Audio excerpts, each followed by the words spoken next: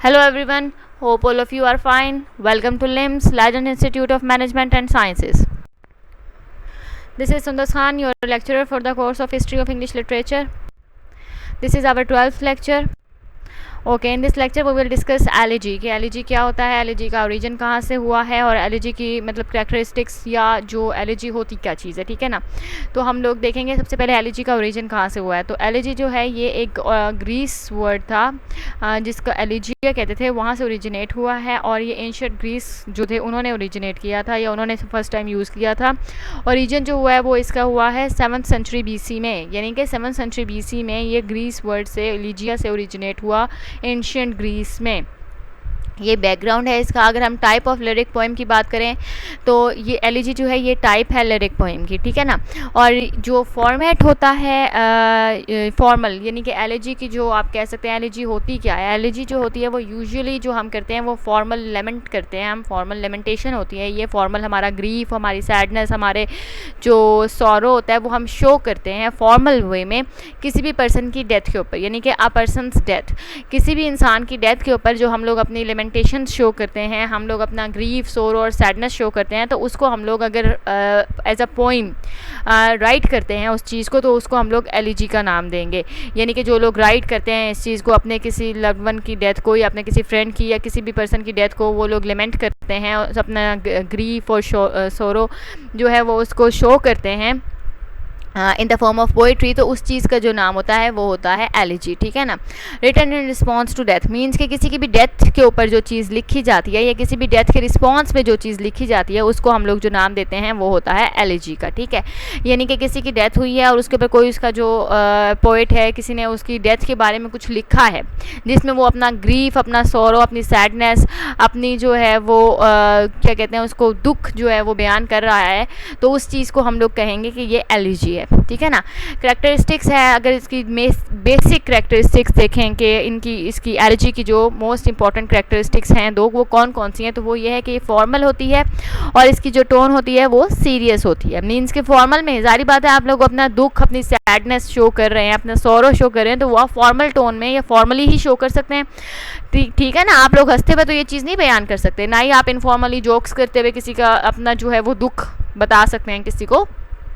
तो कैरेक्टरिस्टिक्स में एलर्जी की सिंपल है कि ये फॉर्मल होते हैं और सीरियस टोन होती है, जो भी बात होती है वो सीरियस की जाती है इसमें। अच्छा, अगर अब हम टोन की बात करें कि इसको फर्दर हम लोग टोन को किस तरह से लेते हैं या टोन क्या होती है एलर्जी की, तो वो ये है कि इसमें मेलनकली बताई जाती है। मेलनकली क्या होता है, मेलनकली में आप अपना जो है वो आप लोग दुख बताते हैं, ठीक है। आप लोग जो एक आप लोग बहुत ज़्यादा अफसुर्दगी जो आपके ऊपर फीलिंग आती है ना वो, या जब आपका कोई आपको फीलिंग आ रही होती है, feeling of loss, feeling of sadness, तो ये जो चीज़ें होती हैं ये मेलनकली में आ जाती हैं कि आप लोग मेलनकली जो है ना फील करें। मीन्स कि अचानक ही आप लोग, अक्सर आपने फील किया होगा कि अचानक ही आप लोगों को बहुत ज़्यादा डिप्रेशन हो जाता है, आप लोग सैड फील करना शुरू कर देते हो, आप लोग एट अ लॉस फील करना शुरू कर देते हो, आप लोगों को समझ नहीं आ रहा होता कि आपको मतलब क्या है, रीज़न क्या है इस सब की। तो वो जो फीलिंग होती है वो मेलनकलिक फीलिंग होती है। और जब हम लोग सैडनेस यूज़ कर रहे हैं या हम सॉरो और ग्रीफ यूज़ कर रहे हैं किसी भी चीज़ में अपनी शो करने के लिए अपनी फीलिंग्स, तो फिर वो हम जो होगी हमारी जो हम उसे कह सकते हैं कि ये मेलनकली टोन है। या कोई भी पोइट अगर यूज़ कर रहा है अपनी सैडनेस, अपने ग्रीफ शो करने के लिए, अपनी अफसुर्दगी दिखाने के लिए, तो वो होगी मेलनकली टोन, ठीक है ना। मॉर्निंग अ पर्सन, हम लोग मॉर्न करते हैं किसी भी पर्सन को, ठीक है ना। मीन्स कि हम लोग लेमेंट करते हैं, हम लोग अपनी फीलिंग्स शो करते हैं, फीलिंग्स ऑफ सॉरो, ठीक है। तो जब भी पर्सन भी हो सकता है और ऑब्जेक्ट भी, यहाँ पे एक चीज़ न्यू ऐड हुई है, दैट इज़ ऑब्जेक्ट। पहले मैंने आपसे बात की थी डेथ ऑफ अ पर्सन, ठीक है, और हम लोग मॉर्न भी डेथ ऑफ अ पर्सन पर ही करते हैं। मीन्स कि हम लोग कोई अगर किसी की डेथ होगी है तो उसी को हम मॉर्न करते हैं ना, अपना ग्रीफ, अपना सॉरो शो करते हैं। अगर ऑब्जेक्ट के बारे में, ऑब्जेक्ट की डेथ तो नहीं होती, ऑब्जेक्ट तो आपका लॉस हो जाता है। तो ऑब्जेक्ट के लॉस के ऊपर भी हम लोग जब कोई बात, मीन्स कि हमारा जो हम लोग कोई बात कर रहे हैं, अगर हम लोग लेमेंट कर रहे हैं किसी चीज़ के ऊपर, हम सॉरो शो कर रहे हैं, तो वो सॉरो हमारा ज़रूरी नहीं है कि किसी की डेथ के ऊपर ही हो, वो हमारी कोई चीज़ ऐसी जो हमने लॉस कर दी हो, मीन्स कि हम लॉस्ट हो गई हो, हमसे गुम गई हो, या कोई टाइम ऐसा जो हमसे गुजर गया है हमारा और वो वापस नहीं आ सकता, तो हम उस चीज़ के ऊपर भी मॉर्निंग कर सकते हैं। मीन्स कि उसके ऊपर भी हम लोग लेमेंट कर सकते हैं, ग्रीफ कर सकते हैं, अपना जो सैडनेस है वो शो कर सकते हैं थ्रू पोइट्री। तो sometimes mourns the passing of all life and और ब्यूटी। वही बात आ गई कि मैंने आपसे कहा ना कि ऑब्जेक्ट में ज़रूरी नहीं है कि कोई चीज़ ही हो जिसके हम लोग लॉस्ट होने के ऊपर अपना जो है हम लोग अपना सौरो शो कर रहे हैं या मेलनकली शो कर रहे हैं। हम लोग जो है वो मोमेंट्स के ऊपर भी, लाइफ में भी हम लोग जब देखें जी पासिंग ऑफ ऑल लाइफ यानी कि सारी ज़िंदगी गुजार दी, अब हम उसके या हम लोग ये कोई पैसेज ऑफ टाइम जो है वो हमारा गुजर चुका है जो वापस नहीं आ सकता, और हम लोग वो याद करके उसके ऊपर हम लोग अपना सॉरो और ग्रीफ और सैडनेस जो है वो शो कर रहे हैं। या ब्यूटी से भी आपको पता है जैसे जैसे एक इंसान की एज होती जाती है, टाइम गुजरता जाता है, जैसे वो जो है वो बुढ़ापे की तरफ जाता है तो उसकी जो ब्यूटी है, जो उसका एक फेस की शेप होती है, वो तमाम चीज़ें जो हैं वो ख़त्म हो जाती हैं।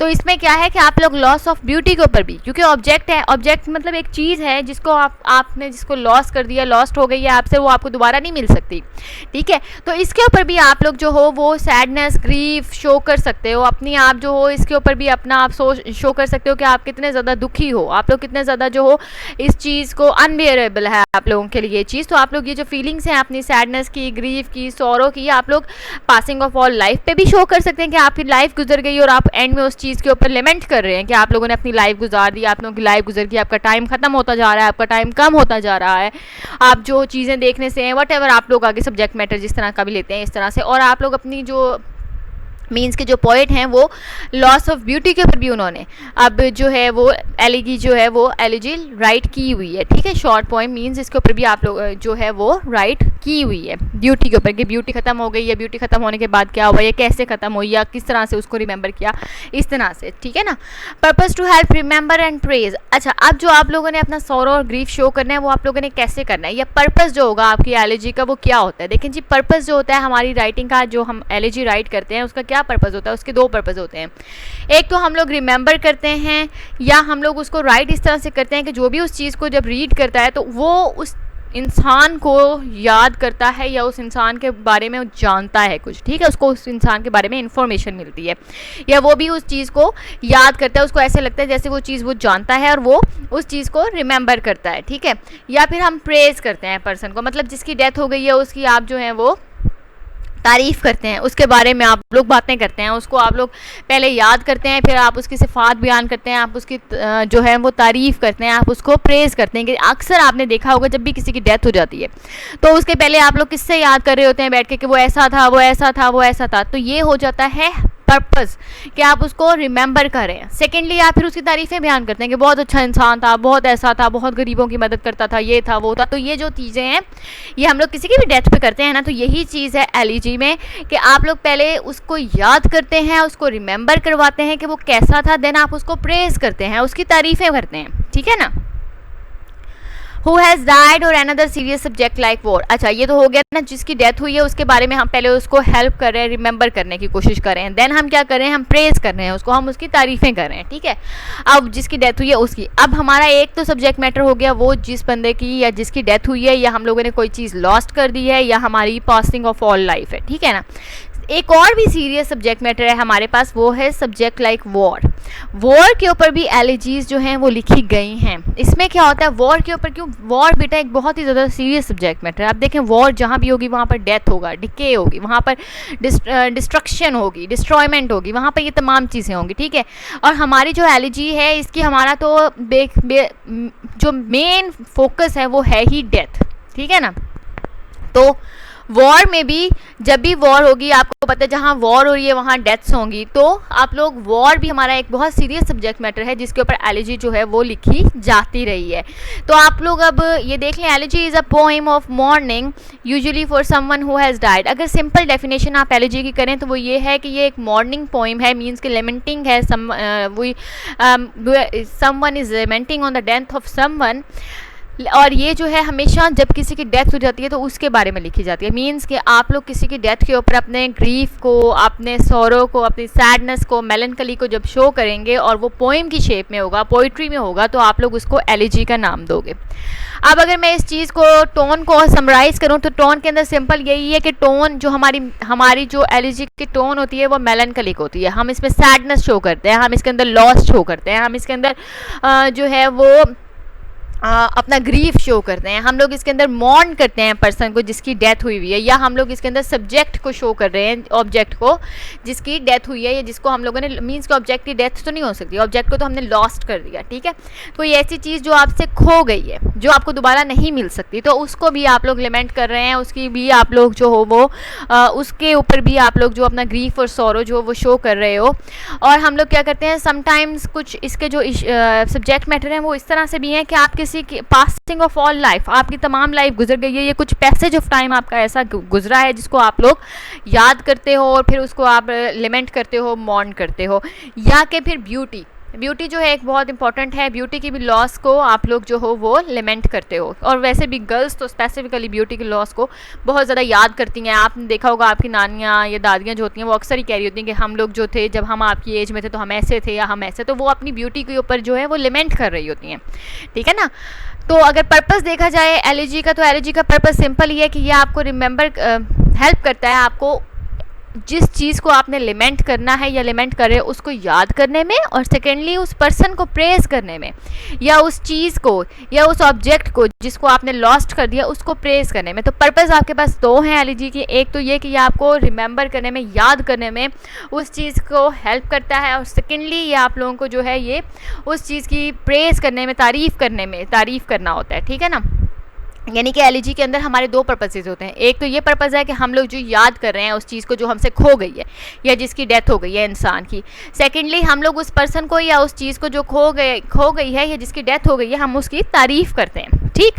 और अगर देखा जाए तो हु हैज़ अच्छा, और सीरियस सब्जेक्ट मैटर एलईजी का डेथ के अलावा और लॉस्ट के अलावा क्या है, वॉर भी एक बहुत ज़्यादा सीरियस सब्जेक्ट मैटर है एलईजी का। और एलईजी की अगर सिंपल डेफिनेशन है तो वो ये है कि ये एक मॉर्निंग पोइम है, एक लेमेंटिंग पोइम है, जो कि यूजुअली जो है वो किसी की भी डेथ पर होती है, किसी की भी डेथ के बारे में लिखी जाती है, ये डेथ पर लिखी जाती है।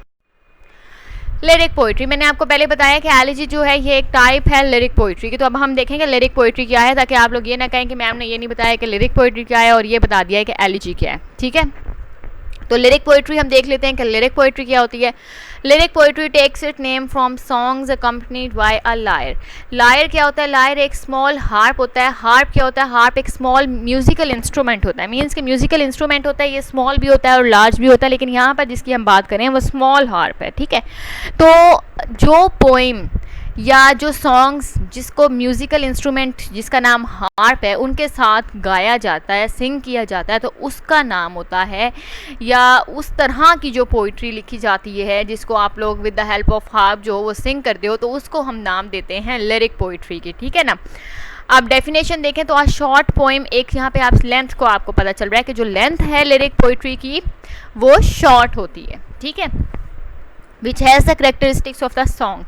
और यहाँ पे अगर देखें तो जो करेक्टरिस्टिक्स हैं लिरिक पोइट्री की या शॉर्ट पोइम जो हम जिसको हम लिरिक पोइट्री कह रहे हैं, वो तमाम की तमाम वो करेक्टरिस्टिक्स रखती हैं जो कि एक सॉन्ग की होती हैं। क्योंकि सॉन्ग में भी आप देखें पोइट्री होती है जिसको with the help of music जो है वो आप लोग अपने रिसीवर तक पहुंचाते हैं, अपने जो लिसनर्स हैं उन तक पहुंचाते हैं। तो लिरिक पोइट्री में क्या है, लिरिक पोइट्री भी एक पोइट्री है जिसको with the help of harp, एक म्यूज़िकल इंस्ट्रूमेंट है, हम लोग इसको यूज़ करते हैं और उसको हम लोग जो है अपने लिसनर्स तक पहुँचाते हैं। तो इसका मतलब है ऑलरेडी एक, लेकिन ये जो लेंथ है ना इसकी शॉर्ट पोइम है, तो ये लेंथ याद रखनी है आपने कि ये शॉर्ट पोइम होती है लिरिक पोइट्री जो होती है, इसमें जितनी भी पोइम्स होती हैं वो शॉर्ट होती हैं और इसके अंदर तमाम करेक्टरिस्टिक्स मौजूद होती हैं सॉन्ग की। अगर बाउंड्रीज और फॉर्म की बात करें तो ये फ्लेक्सिबल है, क्योंकि आपको पता है सॉन्ग आपको डिफरेंट टाइप के सॉन्ग्स मिल जाएंगे, ठीक है। तो जिस तरह सॉन्ग्स के डिफरेंट टाइप्स हैं, बाउंड्रीज कुछ खास हैं नहीं एक्सप्लेन, और ना ही कुछ खास बाउंड्रीज सॉन्ग्स के बारे में फॉलो की जाती हैं। इसी तरह लिरिक पोइट्री में भी जो पोइम्स होती हैं उनकी भी कोई खास बाउंड्रीज नहीं है, फ्लेक्सिबल हैं, आप लोग किसी भी डिफरेंट चेंज को अप्लाई कर सकते हो, ठीक है। अगर लेंथ की बात करें तो वो मैंने ऑलरेडी बता दिया, शॉर्ट पोइम है तो यूजुअली फेयरली शॉर्ट, ये लेंथ में काफ़ी शॉर्ट होती हैं। ऑफन पर्सनल, जो इनका सब्जेक्ट मैटर होता है वो पर्सनल होता है। अब आप ये देखें ना, यानी कि जो poetry with the help of music जो है वो कोई भी सिंगर या कोई भी इंसान, या आपने अक्सर देखा होगा डेजर्ट के अंदर दिखाया जाता है, कुछ मूवीज़ में, वेस्टर्न मूवीज़ में दिखाया जाता है कि डेजर्ट के अंदर एक सेंट है और उसके पास एक म्यूज़िकल इंस्ट्रूमेंट है और वो जो है वो पोइट्री पढ़ रहा है और वो उस के जो स्ट्रिंग्स हैं वो फिंगर से हिला रहा होता है, तो वो जो है वो इस तरह की आप उसे लिरिक पोइट्री कह सकते हो। तो उसके अंदर क्या होता है, जो सब्जेक्ट मैटर होता है वो ऑफन पर्सनल होता है, मीन्स कि अपने बारे में ही कोई ना कोई बात या बात को पोइट्री की शेप में जो है वो with the help of music आप गा रहे होते हो, चाहे कोई सुन रहा है या नहीं सुन रहा। आप लोग अपनी जो फीलिंग्स हैं ना, अपने पर्सनल प्रॉब्लम्स या अपनी फीलिंग्स जो हैं वो आप लोग जो वो शेयर कर रहे हो with in the help of poetry. अगर हम लोग टाइप्स की बात करें कि लिरिक पोइट्री की कितनी टाइप्स हैं, तो लिरिक पोइट्री की 3 टाइप्स हैं, जिसके अंदर सोनेट आती हैं, ऑड आती है, और जो लास्ट है वो है एलिजी, ठीक है ना, एलिजी। तो मीन्स के सोनेट, ऑड और एलिजी ये तीनों के तीनों जो हैं ये लिरिक पोइट्री की टाइप्स हैं, ठीक है। तो अगर अब आपसे पूछा जाए कि लिरिक पोइट्री क्या होता है और उसकी टाइप्स क्या हैं, तो आप लोग सिंपली बता सकते हो कि कोई भी पोइट्री जिसको with the help of music, short poem हो जिसको with the help of music हम लोग रिसीवर्स तक पहुंचाएं या हम लोग उसको सिंग करें पोइट्री को with the help of music, तो उसको हम लोग लिरिक पोइट्री कहते हैं। और वो शॉर्ट होती है लेंथ में, और उसके पास उस पोइट्री के अंदर तमाम करेक्टरिस्टिक्स जो हैं वो सॉन्ग की तमाम करेक्टरिस्टिक्स मौजूद होती हैं। बाउंड्रीज़ जो होती हैं उसकी as a like a song वो फ्लेक्सिबल होती हैं, कुछ खास स्पेशल बाउंड्रीज़ नहीं हैं जो कि लिरिक पोइट्री फॉलो कर रही है। और जो सब्जेक्ट मैटर होता है लिरिक पोइट्री का वो होता है पर्सनल, मींस कि आप लोग अपनी पर्सनल प्रॉब्लम्स, अपनी पर्सनल बातें जो हैं वो, या अपने कोई पर्सनल इश्यूज़, डिफ़िकल्टीज़ जो हैं वो आप लोग इजीली लिरिक पोइट्री के ज़रिए जो वो राइटर या पोइट जो है वो सिंग करके with the help of music जो है वो बात करता है, बताता है, ठीक है। अगर टाइप्स देखें लिरिक पोइट्री के तो 3 टाइप्स हैं। नंबर फर्स्ट सोनेट है, देन ओड है, और लास्ट जो है वो एलिजी है, ठीक है।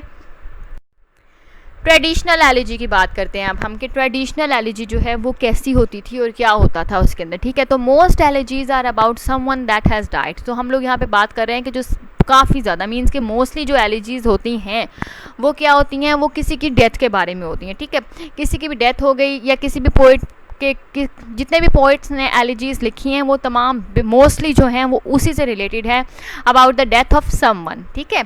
और some mourn a way of life that is gone forever, और ये बात मैं डिस्कस कर चुकी हूँ। और कुछ एलिजीज ऐसी हैं जिसके अंदर आप क्या होता है, जिसके अंदर हम लोग लिमेंट कर रहे होते हैं उस पैसेज ऑफ टाइम को, उस लाइफ को जो कि हमारी गुजर चुकी है, जो कि हमारी लॉस हो चुकी है, जो कि हमें दोबारा नहीं मिल सकती, ठीक है।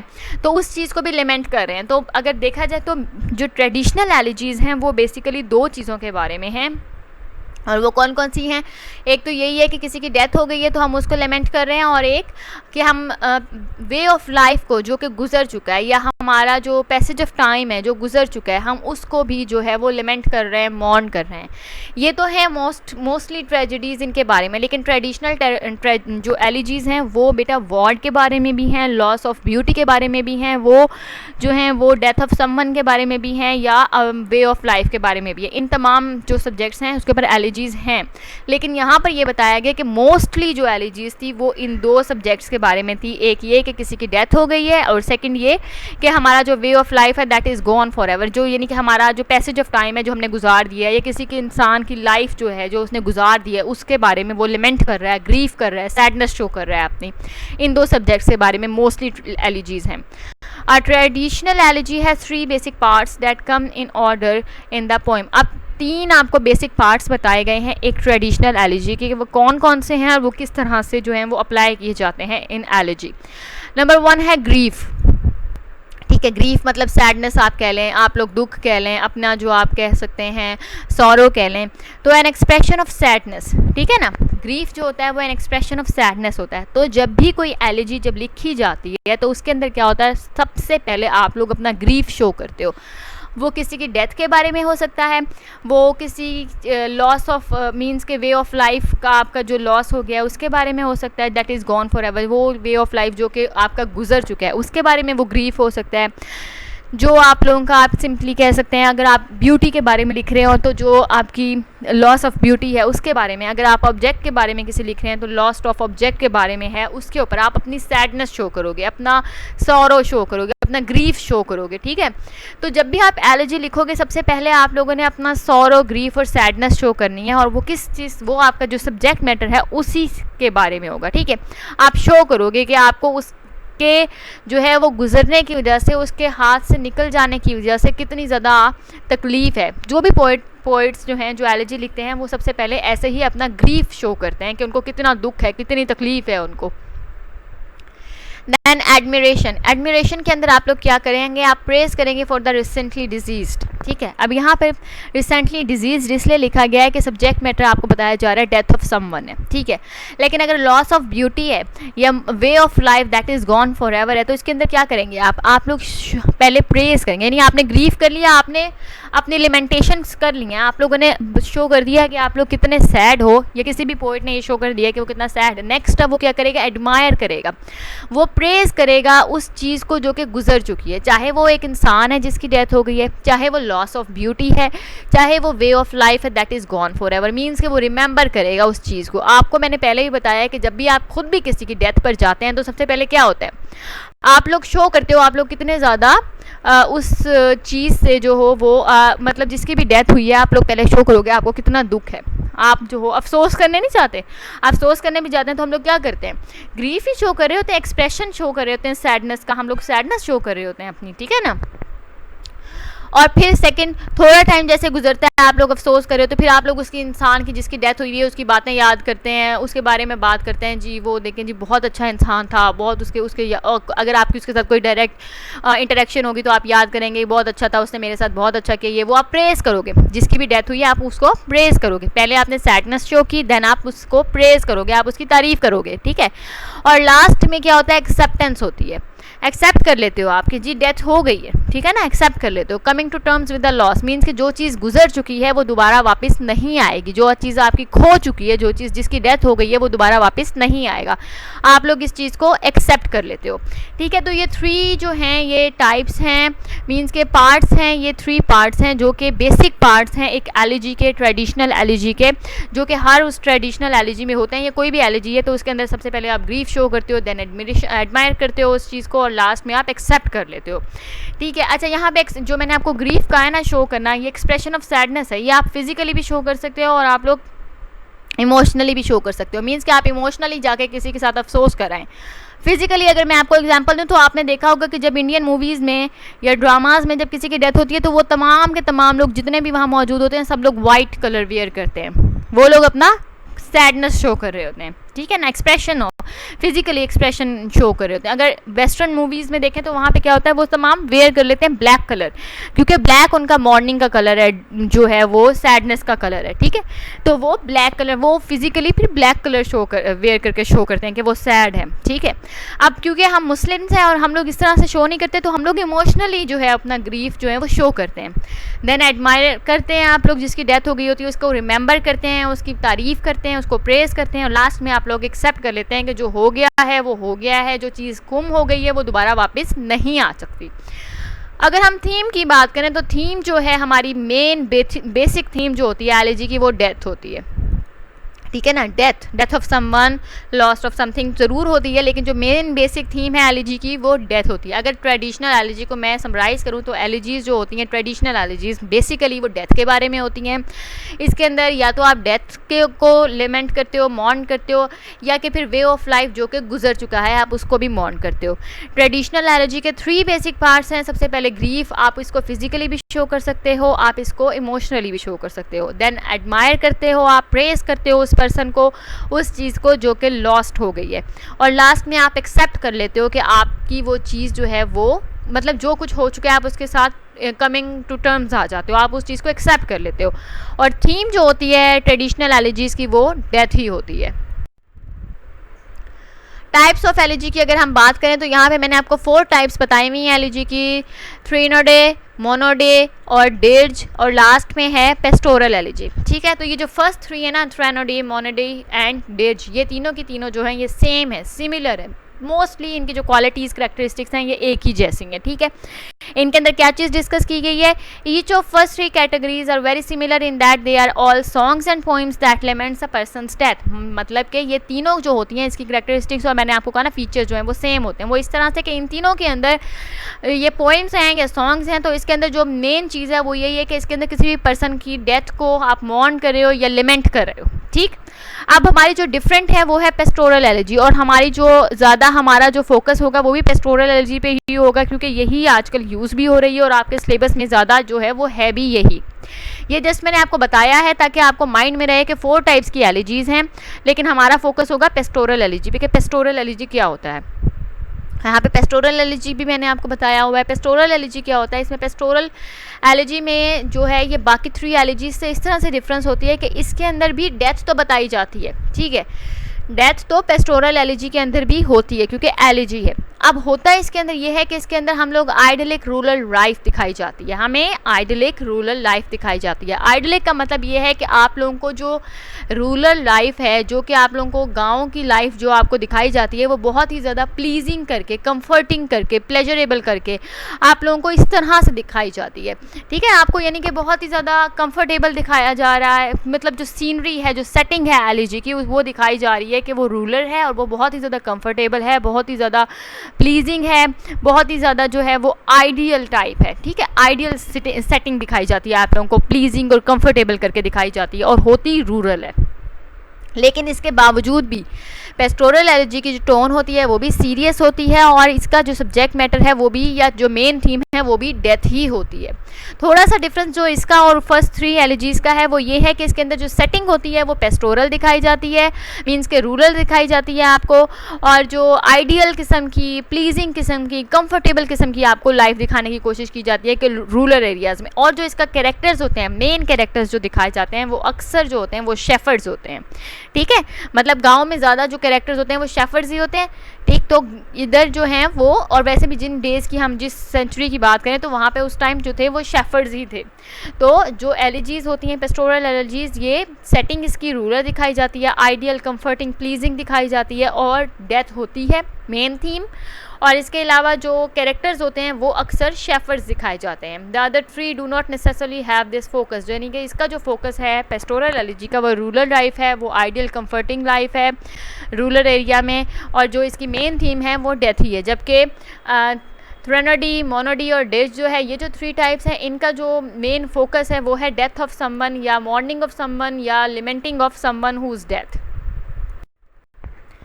अगर हम हीरोइक पोइट्री की बात करें तो हीरोइक पोइट्री या एपिक पोइट्री जो होती है, इसको हम लोग कहते हैं कि ये लॉन्ग नैरेटिव पोइम है। अभी मैंने आपको बताया कि ये जो लिरिक पोइट्री है, जो कि एलिजी जिसकी टाइप है, वो शॉर्ट पोइम है, ठीक है।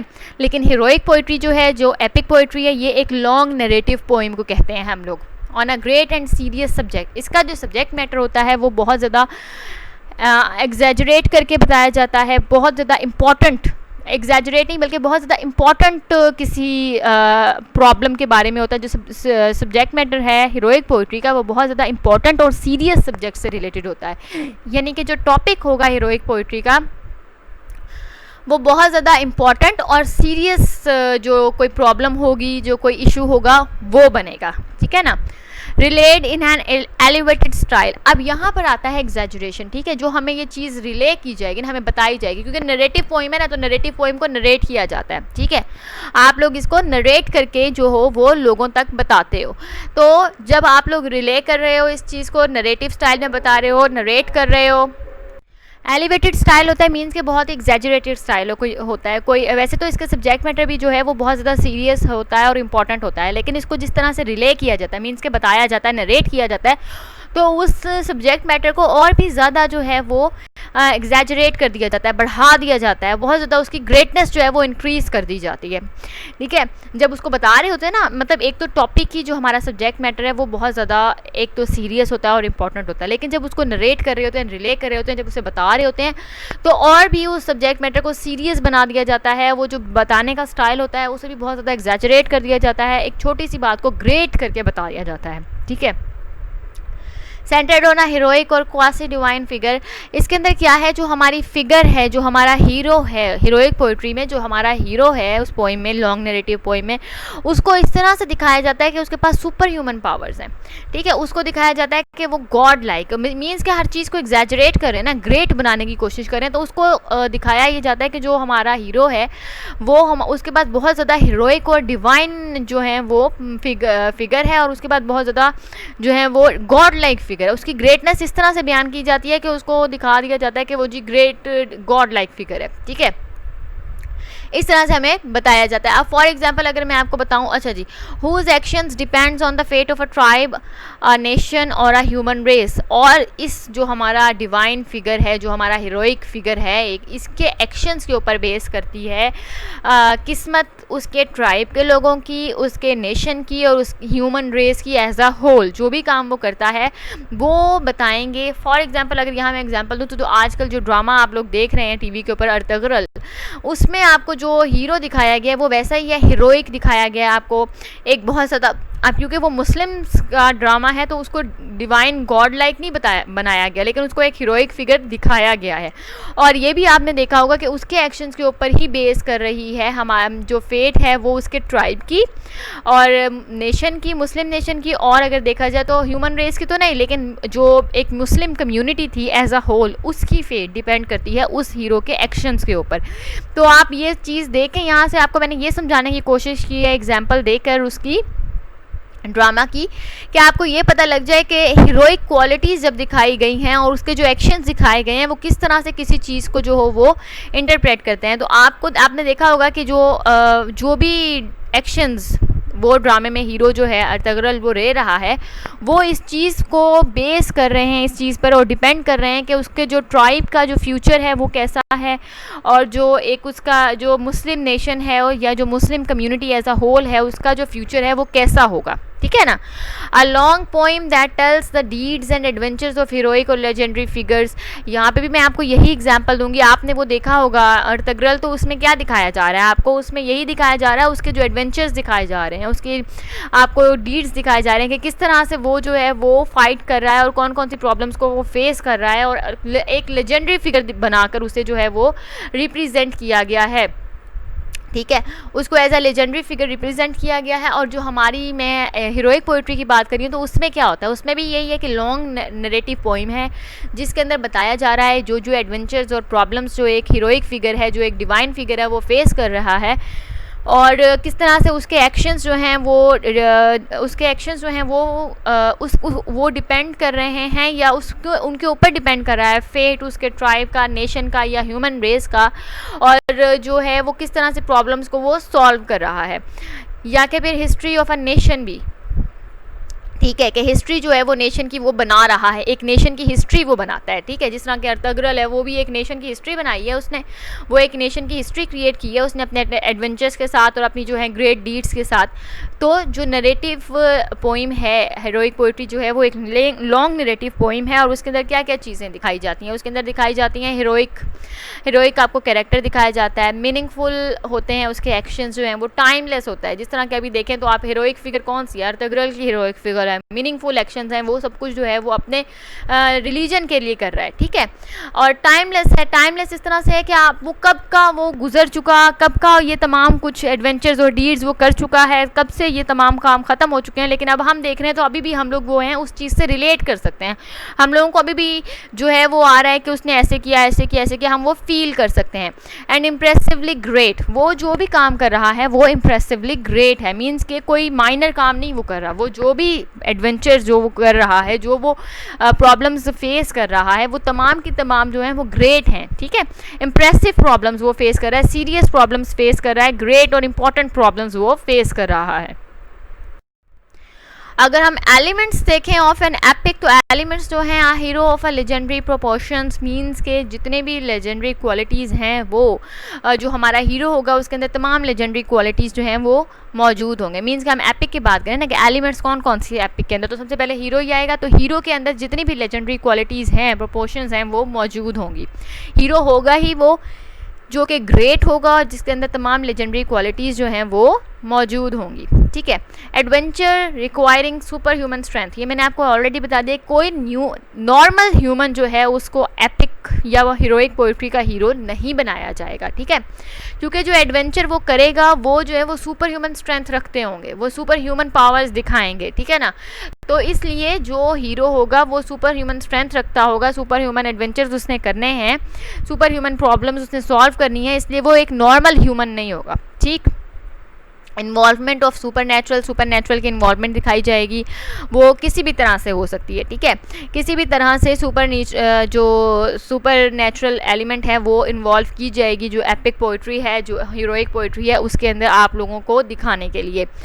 ऑमनिस्केंट नरेटर मीन्स कि जो नरेटर है, जो कि नरेट कर रहा है ये जो लॉन्ग पोइम है, वो उसको ऐसा दिखाया जाएगा। ऑमनिस्केंट का मतलब होता है हु नोज एवरीथिंग, ठीक है, तो वो जब नरेट कर रहा होगा तो वो इस तरह से नरेट कर रहा होगा कि उसको सब कुछ पता है, उसको सब चीज़ें जो हैं वो मौजूद हैं। नरेटर असल में होता क्या है? नरेटर वो होता है कि जब वो स्टोरी को नरेट कर रहा होता है ना, किसी भी पोइम को या किसी भी स्टोरी को, तो वो कोशिश करता है कि वो अपनी वॉइस को भी, जिस कैरेक्टर के बारे में वो बात कर रहा है, ये जो कैरेक्टर बोलता हुआ वो दिखा रहा है ना, तो वैसे ही अपनी वॉइस को चेंज कर ले, ठीक है।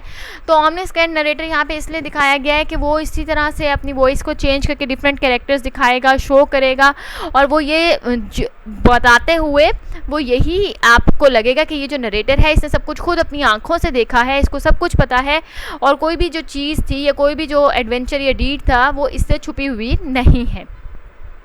इस लाइन को आप कट कर दें kindly. Descended from the oral tradition. अच्छा, अब ये क्या है कि ये ओरल ट्रेडिशन का पार्ट है जो हमारे पास अब पहुंचा है। मीन्स कि आपको मैंने पहले बताया ना कि ये ओल्ड नरेटिव पोइम है, ये जो कि ओरली सुनाई जाती थी, वो वाली पोइम है, ये पोइट्री है। तो ये जो है जनरेशन दर जनरेशन, जिस तरह फोक लोर्स हमारे तक पहुंची हैं कि एक जनरेशन से सेकंड जनरेशन पे, फिर थर्ड जनरेशन से, फिर वैसे ही फिर अब तक हमारे तक पहुंचे हैं। तो इसी तरह से ये जो एपिक पोइट्री या हीरोइक पोइट्री है, ये भी क्योंकि नरेटेड लॉन्ग नरेटिव पोइम्स थी, तो ये भी हमारे तक जो है ये ओरल एक ट्रेडिशन थी, और ये हमारे तक डिसेंड हुई हैं, ये हमारे तक जनरेशन जो है वो चेंज होकर पहुंची हैं, पास हुई हैं। तो एलिमेंट्स कौन सी हैं एपिक पोइट्री के? सिंपल एलिमेंट्स है। सबसे पहले हीरो की बात करेंगे तो हीरो जो है वो तमाम लेजेंडरी क्वालिटीज़ अपने अंदर रखता होगा। सेकंड जो एडवेंचर है वो तमाम सुपर ह्यूमन स्ट्रेंथ या सुपर ह्यूमन क्वालिटीज़ या एबिलिटीज़ रिक्वायर करता है, इसलिए जो हीरो होगा वो नॉर्मल नहीं हो सकता, वो सुपर ह्यूमन स्ट्रेंथ और एबिलिटीज़ अपने अंदर रखता होगा। इन्वॉल्वमेंट होगी सुपर नेचुरल की भी इस हीरोइक पोइट्री में। जो नरेटर है वो ऐसे दिखाया गया है जैसे हु नोज़ एवरीथिंग, और जो हमारे पास ये चीज़ें पहुंची हैं ये हमारे पास ओरल ट्रेडिशन का हिस्सा है, और ये ओरली हमारे पास जो हैं वो पहुंची हैं। एपिक पोइम की अगर हम बात करें कि एपिक पोइम क्या होती है और क्या क्या चीज़ें ये अपने अंदर रखती है, तो एपिक पोइम सिंपली एक हीरो होता है इसके अंदर, हु एम्बॉडीज नेशनल, कल्चरल और रिलीजियस आइडियल्स। यानी कि एक ऐसा हीरो है जो कि अपने अंदर रखता है नेशनल, कल्चरल और रिलीजियस आइडियल्स। जितने भी एक नेशनल आइडियल्स हैं, जो रिलीजियस आइडियल्स हैं या कल्चरल आइडियल्स हैं, वो उन सबको फॉलो करता है, और वो तमाम की तमाम जो क्वालिटीज़ हैं वो उसके अंदर मौजूद हैं। A hero who upon whose actions depends the fate of his people, means कि आप ट्राइब कह लें, नेशन कह लें, या human race as a whole कह लें। तो एक ऐसा हीरो दिखाया गया है हमारे पास एपिक पोइम के अंदर जिसके एक्शंस के ऊपर, जिसके एडवेंचर्स के ऊपर, या जिसके आप कह सकते हैं चॉइसेस के ऊपर जो फेट है वो डिपेंड कर रही है, सिर्फ कुछ लोगों की नहीं, सिर्फ उसके घर की नहीं, बल्कि आप कह सकते हैं कि human race as a whole, और उसका ट्राइब और उसका नेशन, ये तमाम चीज़ें उसके एक्शंस के ऊपर जो हैं वो बेस करती हैं या डिपेंड करती हैं।